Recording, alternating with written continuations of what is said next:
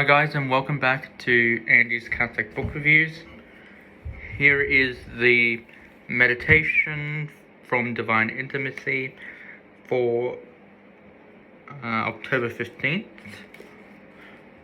number 300, and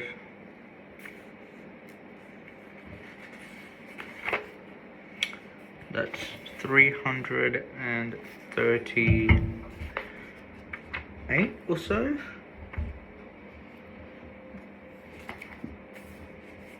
Let me actually have a look.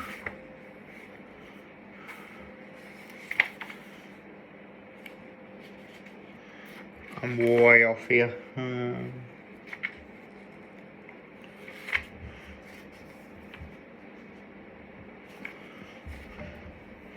Just had the 21st Sunday, so 338. I believe it is 338 as I suspected. So sorry for not uploading yesterday. I did record it, but then I ran into some issues which meant I couldn't upload it. So alright, let's get into the meditations. Today's topic is Apostolic Hope. So here is the act of the presence of God. O Jesus, I place all my hope for the souls that you have entrusted to me in your power, in your infinite love, and in your passion. Meditation number 1. In his works, the apostle needs to be sustained by a strong hope. The moments of enthusiasm are brief. Success is quickly followed by failure. Difficulties are numerous. The struggle waged by enemy forces is sharp and incessant. And if the apostle is not firmly anchored in God by solid theological hope, he will end sooner or later by giving up the enterprise in discouragement. I have overcome the world. John 16:33.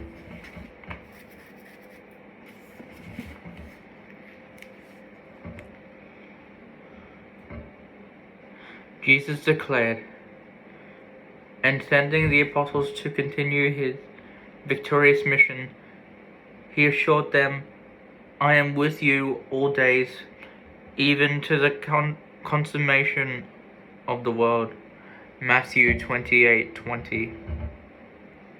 The foundation of apostolic hope is the victory of Christ and his continual help.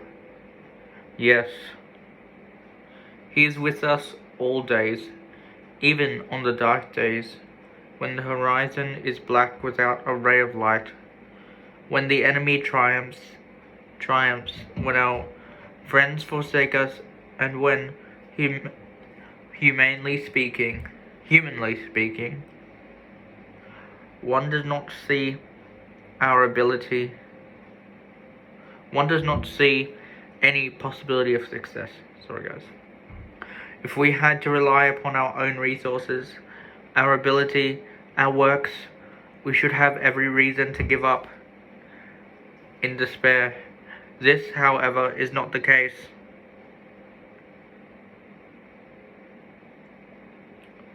We hope and we are certain in our hope, because God is omnipotent, because he wills all men to be saved, because Christ has redeemed us with his precious blood, and because he has died for us and has risen again, and finally because his promises, the promises of a God, are infallible. Heaven and earth shall pass, but my word shall not pass.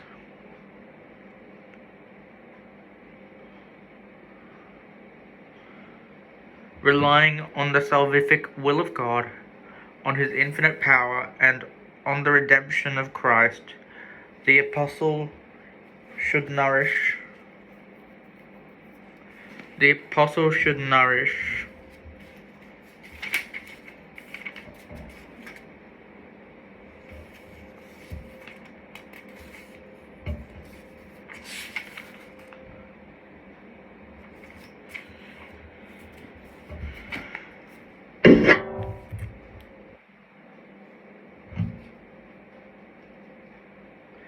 certain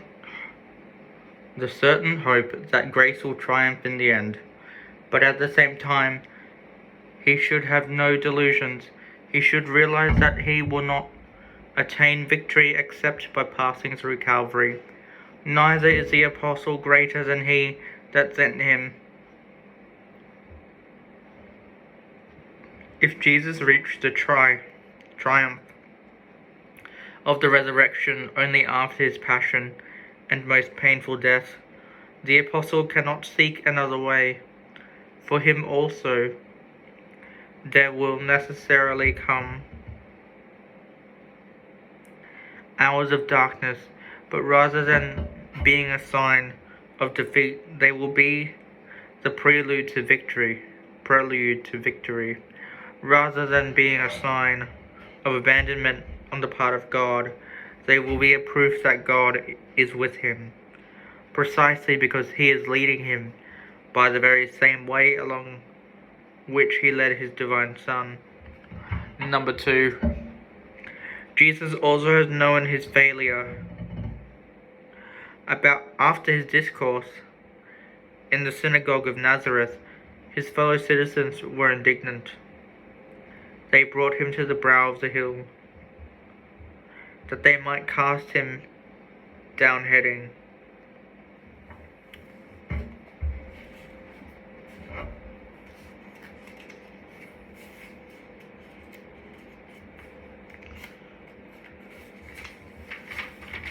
On two other occasions, when the Jews were scandalized by his words, they took up stones to stone him. The Pharisees conspired against him and treacherously plotted his death. Judas betrayed him.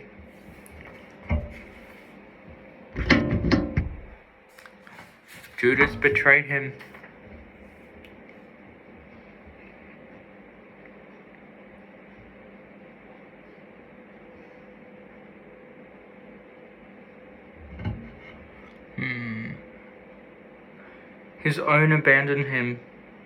He was made the laughingstock of the soldiers. He was scourged, crowned with thorns, clothed as a mock king, blindfolded, spat upon. Barabbas was preferred to him. He was led to Calvary and crucified between two thieves. Humanly speaking, one could well say that the apostolate of Jesus terminated in absolute failure with his death as a malefactor. All this should be deeply impressed on the mind of the apostle, so that he may not be scandalized if something similar should happen in his own life. If they have persecuted me, they will also persecute you. By means of persecutions, humiliations, and failures, the apostle will learn not to trust in his own strength. He will consider himself a useless servant even after he has labored much. He will be convinced of his own insufficiency and of the insufficiency of all human means. Hence, he will place all his hope in God. He will learn to work solely for the love of God, without seeking the consolation of success, renouncing even the legitimate satisfaction of seeing the result of his labors. He will learn to be detached from the opinions and judgments of men, to act independently of their approval or disapproval, to look only to the judgment and approval of God. The contradictions and troubles that the apostle encounters in his work constitutes his dark night, comparable to that of contemplatives, a night that is painful but very precious, because its purpose is to purify the soul of every remnant of self-love, egoism of vanity, of vanity, of attachment to creatures and to their esteem. The night is generously accepted. This night, if generously accepted, will gradually lead to an ever greater interior purity, and therefore to an ever closer union with God. The apostle should remain steadfast in hope, notwithstanding struggles, difficulties, and failures. He should be assured of success not only where the salvation of the souls entrusted to him is concerned, but also in relation to his own personal sanctification. Even if God should permit his success to remain hidden and all his work to end, as did that of Jesus, in apparent failure, the apostle will find strength in the wounds and blood of the divine crucified to persevere in hope and to hope against all hope. Here is the colloquy. O Lord, I wish to draw down your mercy on this poor world, not only by the generosity of my sacrifice and my detachment, but also by the generosity of my confidence. I want to believe against all evidence, hope against all hope. I want to believe with unshakable confidence, even when things seem to become more painful and difficult to resolve. I want to touch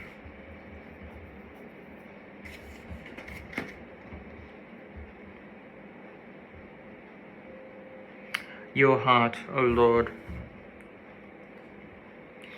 by the firmness and generosity of my confidence. I know and firmly believe that you love me. You permit all for your greater glory and for my greater good. I know that I can cooperate in the salvation of souls, and that the sufferings of time have no proportion with future glory. I know that to become a saint, it is necessary to suffer much, and that one reaches pure love through pure suffering. I know that all is possible to me in you, who are my support. Even if I were fatigued, oppressed by darkness, anguish, and agony, by looking at you, O Jesus crucified, I should always taste an intimate supernatural joy, since you admit me to share your sufferings in order to conform me to your passion, and to permit me one day to participate in your glory. I can always rejoice in the face of any suffering, humiliation, trial, interior or exterior pain, by reflecting that you, O Jesus, do me the honor of inviting me to participate in your passion, in your redemptive work for souls. Therefore, far from considering these sorrows as evils, teach me to embrace them and to welcome them as favors and precious means, to embrace them and to welcome them through love and a peaceful, total adherence to your will. O Lord, it is in this spirit that I intend to offer you my prayer, my mortification, my daily renunciation, my continued acceptance of the suffering you sent me, to draw down graces on the whole church and to save souls. Sister Carmela of the Holy Spirit, OCD. Thank you for listening. To support me further, Please like, share, subscribe, comment, and God bless. Thank you.